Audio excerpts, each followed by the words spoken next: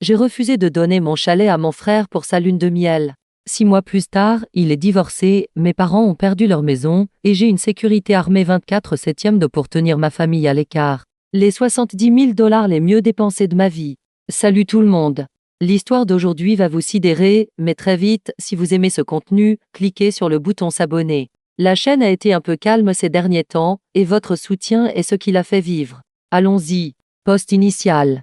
Je m'appelle James, j'ai 32 ans, et je dois partager cette histoire car je suis encore en train de digérer l'audace pure de ce que ma famille a tenté le mois dernier. Pour le contexte, je suis un ingénieur logiciel qui a eu la chance de rejoindre une jeune start-up qui a été rachetée par une grande entreprise technologique. Je ne suis pas riche selon les standards de la Silicon Valley.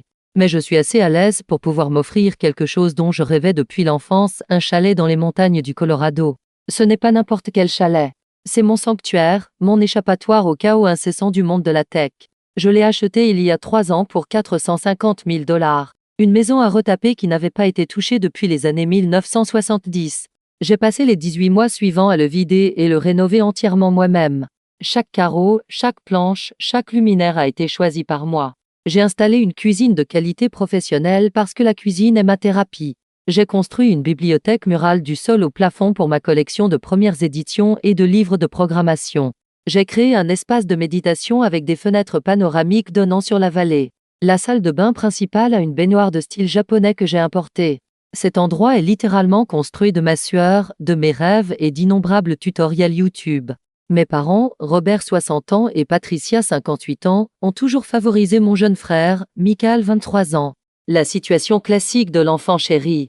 Il ne pouvait rien faire de mal, tandis qu'on attendait de moi que je sois le responsable. J'ai payé mes études universitaires en travaillant de nuit dans un centre de données. Il a eu ses études entièrement payées par eux. J'ai eu 3 emplois dans la vingtaine pour rembourser mes prêts étudiants. Lui, il se cherchait en voyageant en Europe à leurs frais. Je n'en suis plus sa mère. J'ai construit mon succès malgré leur favoritisme, pas grâce à leur soutien. Le chalet est devenu un point de discorde dès le premier jour. Quand je l'ai acheté, le premier commentaire de ma mère a été « Oh, super. Maintenant, nous avons une maison de vacances familiale. » Je l'ai corrigé immédiatement. C'était ma propriété privée, pas un espace familial commun. Elle a ri, mais je pouvais voir dans ses yeux qu'elle ne me croyait pas vraiment. Au fil des ans, j'ai été généreux mais ferme sur les limites. Je les ai invités 2 fois. Une fois pour le 60e anniversaire de mon père, une fois pour Thanksgiving. Les 2 fois, ils ont traité l'endroit comme un hôtel.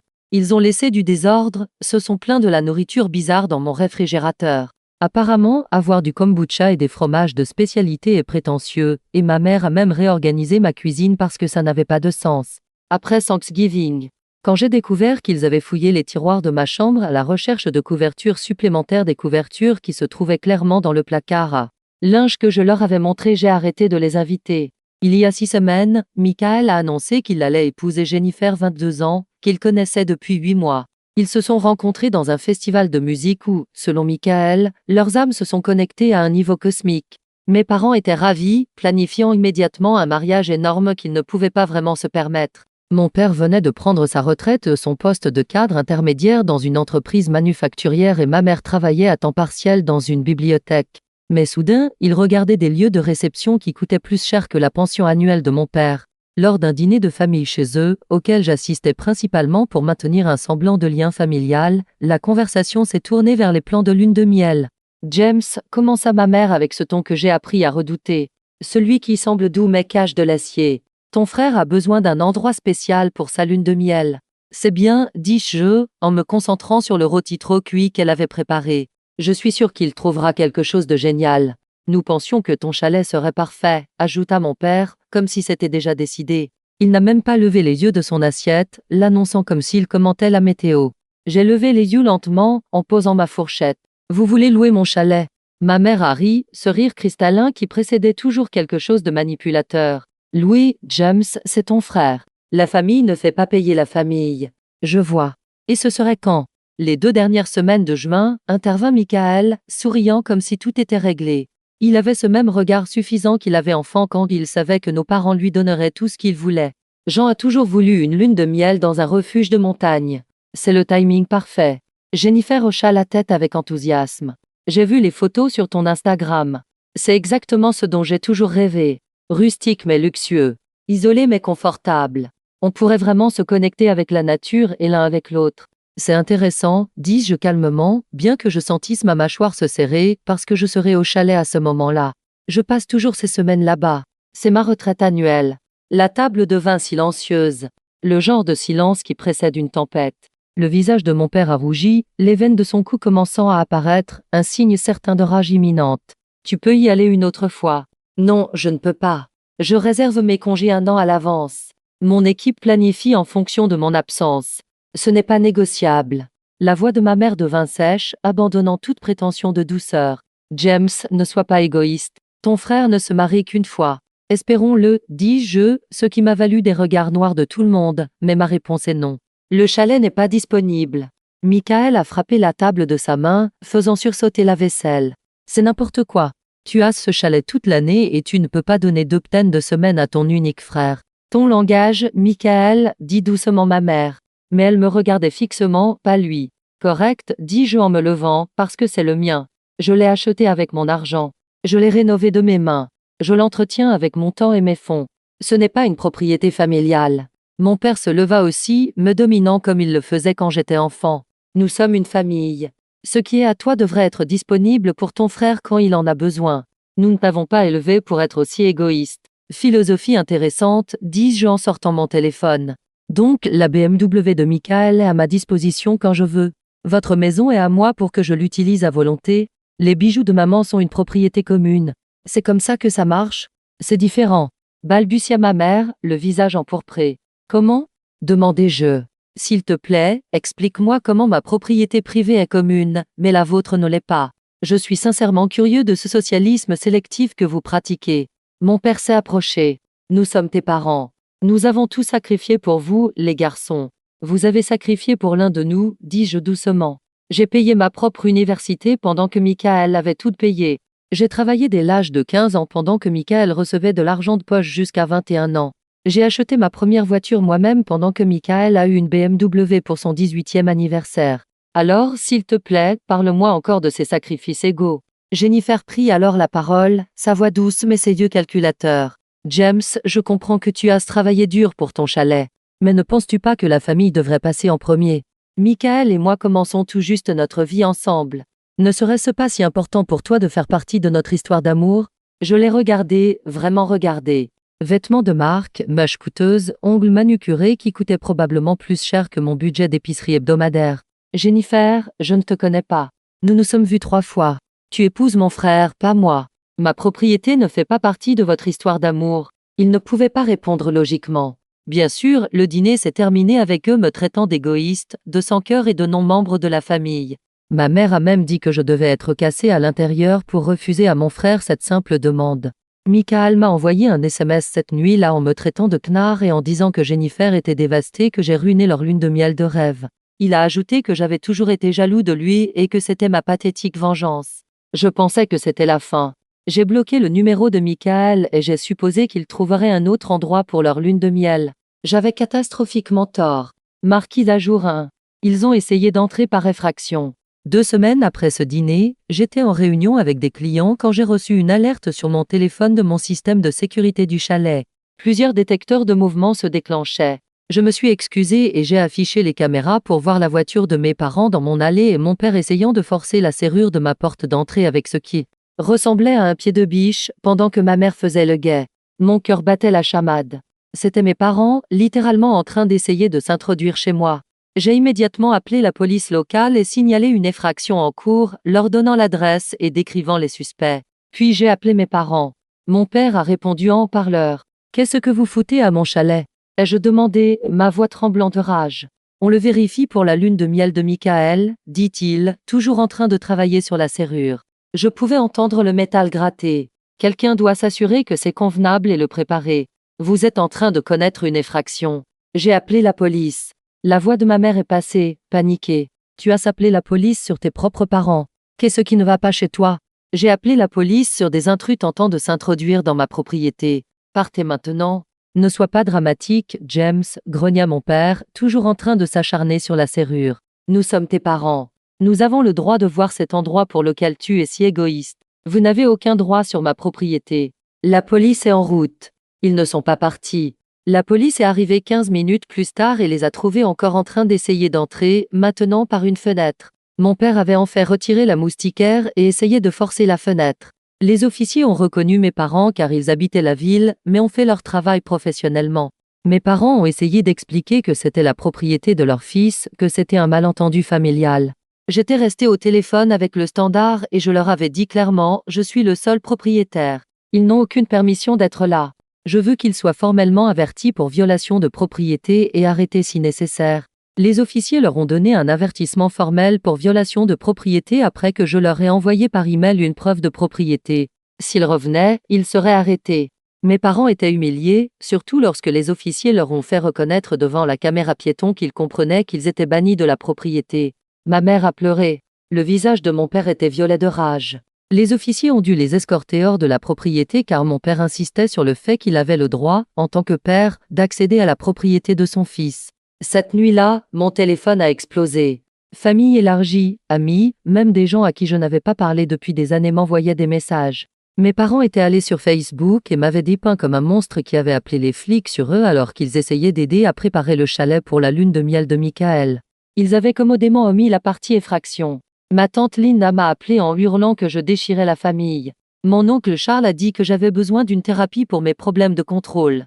Dame cousin à qui je n'avais pas parlé depuis des années m'envoyait des messages me traitant de sans cœur. Le chat de groupe familial était un désastre. Michael avait posté des photos de Jennifer en larmes, affirmant que j'avais détruit ses rêves. J'ai posté ma propre réponse sur Facebook pour clarifier. J'ai appelé la police sur 2 individus tentant de s'introduire dans ma propriété privée après qu'on leur ait explicitement dit qu'ils n'étaient pas les bienvenus. Ils utilisaient des outils pour essayer de forcer l'entrée. Le fait que ces individus soient mes parents rend leurs actions pires, pas meilleures. Ils savaient qu'ils n'avaient aucune permission et ont quand même essayé d'entrer par effraction. J'ai des images de sécurité de tout l'incident qui ont été fournies aux forces de l'ordre. J'ai joint une seule capture d'écran de la vidéo de sécurité montrant mon père avec un pied de biche à ma porte. Les commentaires sur le post de mes parents ont radicalement changé. Michael m'a appelé en hurlant que j'avais humilié la famille. Ses mots exacts étaient « Tu es un tel putain de morceau de merde. Maman est sous anxiolytique maintenant à cause de toi. Tes parents se sont humiliés eux-mêmes en essayant de connaître un crime, ai-je répondu calmement. C'est juste un putain de chalet, a-t-il crié. Tu ne l'utilises probablement même pas si souvent. Tu es juste un knard égoïste parce que tu le peux. Alors achète ton propre putain de chalet, ai-je répondu et j'ai raccroché. C'est là que j'ai décidé de passer à l'artillerie lourde.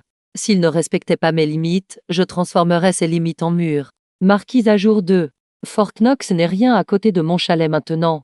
Après la tentative d'effraction, j'ai réalisé que ma famille ne respecterait jamais mes limites sans conséquences sérieuses. J'ai donc engagé une société de sécurité privée. Pas n'importe quelle sécurité, mais une entreprise spécialisée dans la protection des dirigeants et la gestion immobilière appelée Fortress Security Solutions.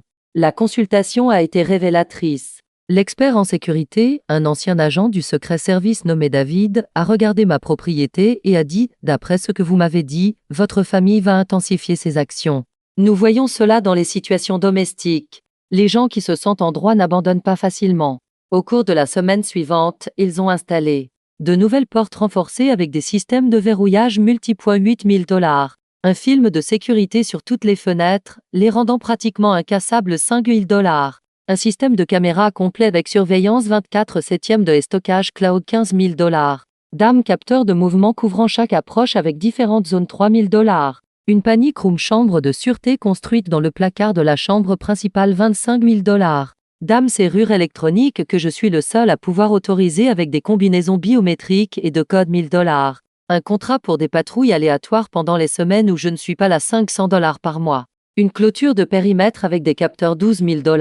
Le coût était important, plus de $70 000 au total, mais je l'ai considéré comme un investissement dans ma tranquillité d'esprit et un message pour ma famille. J'ai également demandé à mon avocat, Thomas, d'envoyer une lettre de mise en demeure à toute ma famille immédiate, les avertissant que toute tentative d'accéder à ma propriété entraînerait des poursuites pénales.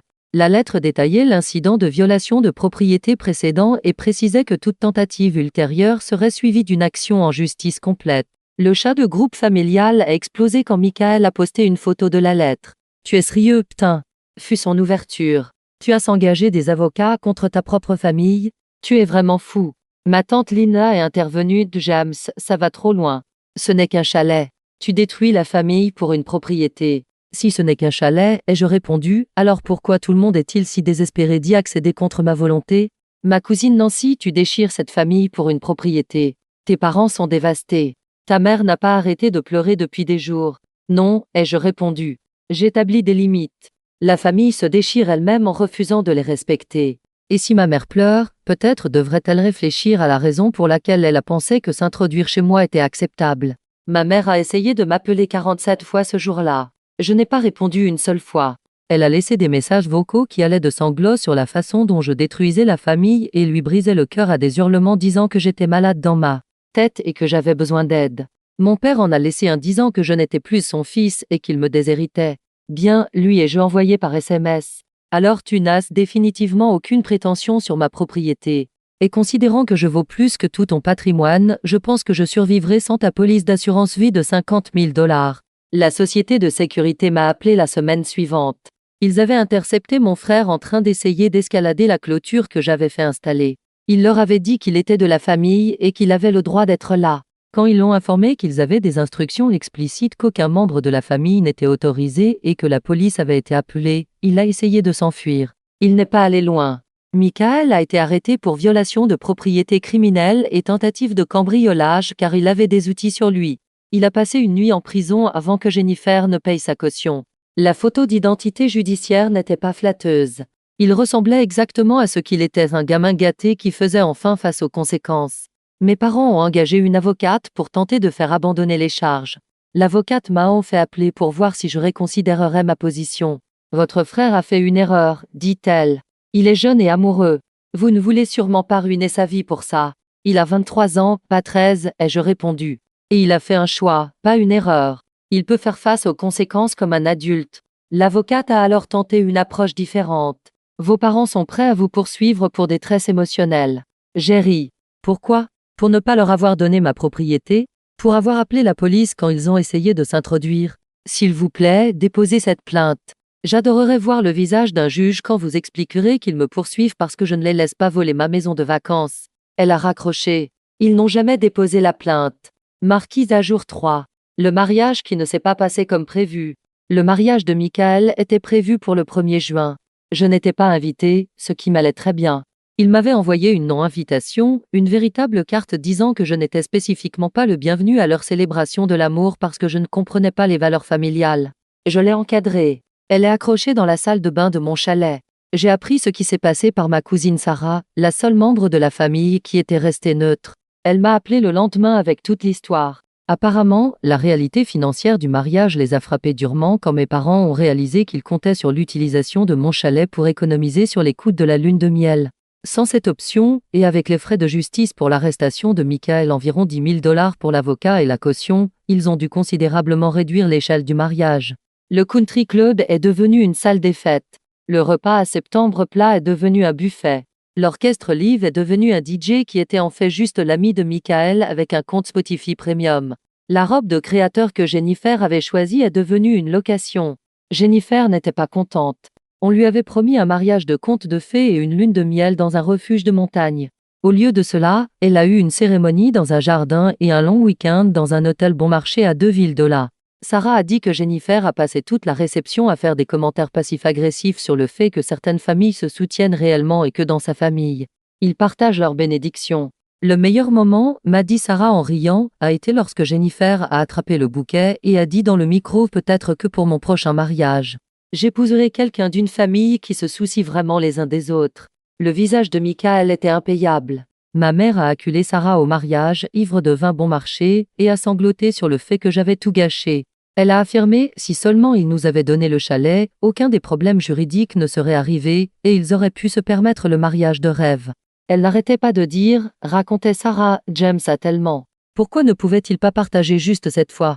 Je lui ai demandé si elle t'avait déjà partagé sa maison quand tu en avais besoin. Elle a dit que c'était différent, mais n'a pas pu expliquer pourquoi. La réception s'est terminée tôt quand mon père s'est disputé avec les parents de Jennifer sur la qualité du mariage.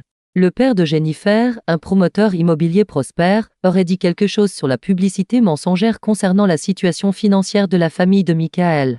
Mon père a lancé un coup de poing. Il a manqué sa cible, est tombé dans le gâteau de mariage et a dû être raccompagné dehors. Le mariage a duré exactement 73 jours. Marquise à jour 4. Les conséquences et le divorce. Jennifer a quitté Michael fin août. Selon les documents du tribunal archives publiques que j'ai vérifiés, elle a demandé l'annulation pour fraude. Apparemment, Michael lui avait dit que sa famille possédait plusieurs propriétés, qu'il allait hériter d'un domaine de montagne et que son frère allait faire de lui un partenaire dans son empire technologique. Elle l'avait épousé en pensant entrer dans une famille riche. Quand elle a découvert qu'il était en fait au chômage, endetté de 40 000 $ sur des cartes de crédit, vivant chez nos parents, et que le chalet était à moi et complètement inaccessible, elle en a eu assez. Le fait que leur lune de miel ait eu lieu dans un confort au lieu de mon chalet a apparemment été la goutte d'eau. Les documents d'annulation incluaient des SMS que Michael lui avait envoyés avant le mariage, lui promettant une vie de luxe, des vacances au chalet familial et un avenir où l'argent ne serait jamais un problème. Il lui avait même envoyé des photos de mon chalet, prétendant qu'il serait à eux un jour. L'avocat de Jennifer m'a contacté pour une déclaration. J'ai fourni un simple affidavit déclarant que Michael n'avait aucune prétention sur ma propriété, n'en aurait jamais, et que je l'en avais explicitement banni. J'ai également mentionné l'arrestation pour violation de propriété. Jennifer a obtenu son annulation. Les frais de justice du divorce, combinés aux frais d'arrestation précédents, ont mis mes parents dans une situation financière très difficile. Ils envisagent de vendre leur maison pour en prendre une plus petite. La pension de mon père n'est pas suffisante pour couvrir leur hypothèque et les dettes juridiques. Ma mère a dû prendre un emploi à temps plein à 58 ans, travaillant dans le commerce de détail dans un grand magasin. Les membres de la famille qui les soutenaient au départ se sont lassés du drame. La plupart m'ont contacté discrètement pour me dire qu'ils comprenaient ma position maintenant. Tante Linda s'est même excusée, en disant « Je n'avais pas réalisé à quel point ils étaient devenus fous à propos de ce chalet ». Robert s'est présenté chez moi en exigeant que je lui prête de l'argent pour l'avocat de Michael, et quand j'ai dit non, il m'a traité de traître. Je comprends maintenant. Le mois dernier, ma mère a essayé une approche différente. Elle m'a envoyé un long email sur le fait que la famille devrait pardonner et qu'elle était prête à passer outre toute cette désagréable affaire. Elle a suggéré que nous pourrions repartir à zéro si je m'excusais simplement pour avoir surréagi et peut-être les laisser utiliser le chalet pour un week-end afin de guérir en tant que famille. L'email était un chef-d'œuvre de manipulation. Elle a mentionné que la santé de mon père souffrait du stress, sa tension artérielle, apparemment, qu'elle n'aurait jamais pensé que sa famille serait déchirée comme ça, et que tout ce qu'elle voulait, c'était voir ses fils heureux. Elle a même inclus une photo de Michael et moi enfants, jouant dans leur jardin. J'ai répondu « Patricia, pas maman, il n'y a rien à pardonner. Vous avez tenté de me voler, vous avez enfreint la loi et vous avez fait face aux conséquences appropriées. J'ai tourné la page en m'assurant que cela ne puisse plus jamais se reproduire. Le chalet ne sera jamais disponible pour vous, Robert ou Michael. Ce n'est pas une négociation. Ne me contactez plus à ce sujet. » Elle a transféré ma réponse à toute la famille avec comme objet « Regardez comment il parle à sa mère ». Les réponses n'ont pas été celles qu'elle attendait. Sarah a répondu « Tout cela me semble parfaitement raisonnable. » L'oncle Charles a écrit « Peut-être que si vous n'aviez pas essayé de vous introduire chez lui, il serait plus gentil. » Marquis d'Ajour 5. Ma nouvelle vie et leur spirale continue. Pendant ce temps, je vis ma meilleure vie. J'ai organisé plusieurs rassemblements au chalet pour ma famille choisie, des amis qui m'ont vraiment soutenu, des collègues qui respectent les limites, et Sarah, le seul parent par le sang qui n'a pas essayé de me manipuler. Le mois dernier, j'ai organisé une retraite de week-end pour mon équipe. 12 personnes, repas traiteurs, exercices de team building pendant la journée et discussions autour d'un feu de camp le soir. Ma PDG était présente et a été tellement impressionnée par le lieu qu'elle m'a demandé si j'envisagerais de le louer pour la retraite des cadres de l'entreprise. J'ai poliment décliné, mais j'ai proposé de l'organiser moi-même. Elle a parfaitement compris. Certains espaces sont trop personnels pour être commercialisés, a-t-elle dit. J'ai fait un barbecue là-bas le week-end dernier pour le 4 juillet. J'ai posté quelques photos sur les réseaux sociaux. Rien de mesquin, juste un plaisir sincère avec des gens qui tiennent vraiment à moi. Dames amies jouant au volleyball, des enfants, les enfants de mes amis faisant griller des marshmallows, ma petite amie oui. J'ai commencé à sortir avec quelqu'un d'incroyable nommé Rebecca riant de quelque chose que notre amie a dit. Une photo montrait la nouvelle terrasse que j'avais construite. Une autre montrait la cuisine extérieure professionnelle que j'avais installée là où se trouvait l'ancien foyer. Mon ami David a commenté « Cet endroit a l'air incroyable.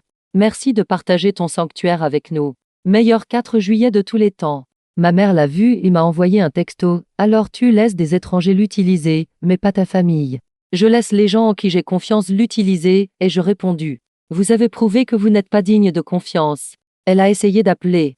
Je n'ai pas répondu. Elle a laissé un message vocal disant que je lui mettais ça sous le nez et que j'étais cruelle de faire étalage de ma richesse pendant qu'il luttait.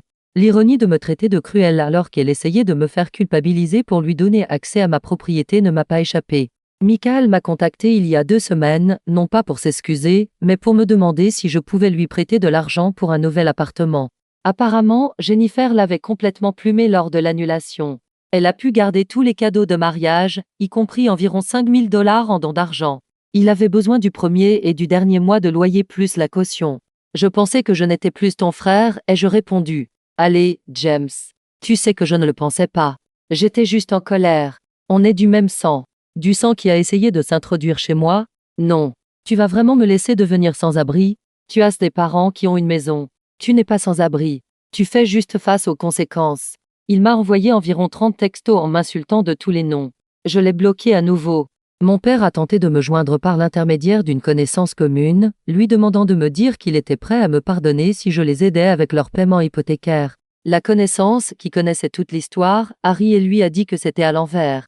C'était à moi de leur pardonner. Mon père serait sorti en trompe du restaurant où ils se rencontraient. Marquis d'Ajour final. 6 mois plus tard, la réalité s'installe. Hier marquait exactement 6 mois depuis le début de tout cela. Je suis à mon chalet maintenant, au milieu de ma retraite annuelle de 2 semaines, celle qu'ils ont essayé de me voler. La brume matinale flotte dans la vallée. Je sirote un café que j'ai torréfié moi-même sur le nouveau torréfacteur professionnel que j'ai acheté, et je réfléchis à tout ce qui a changé.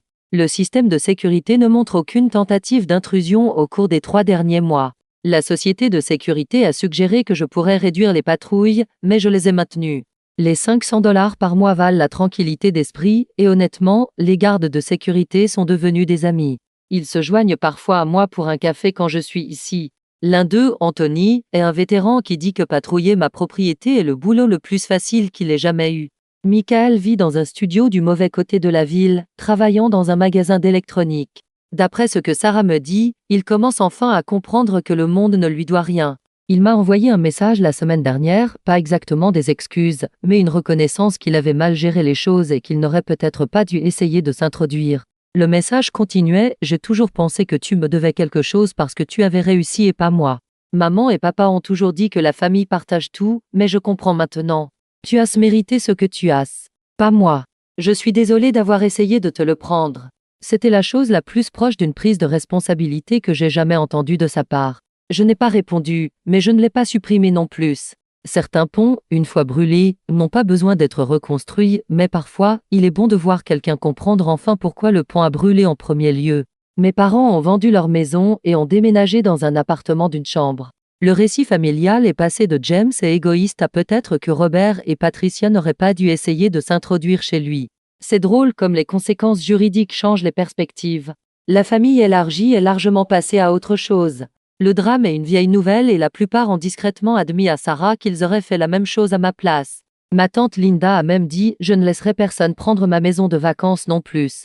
Je ne voulais juste pas me mêler de ça. Tes parents insistaient tellement que tu avais tort, mais avec le recul, ils essayaient littéralement de connaître des crimes. Sarah est venue le mois dernier avec son mari et ses enfants. Alors que nous étions assis sur la terrasse à regarder le coucher du soleil, elle a dit quelque chose qui m'a marqué.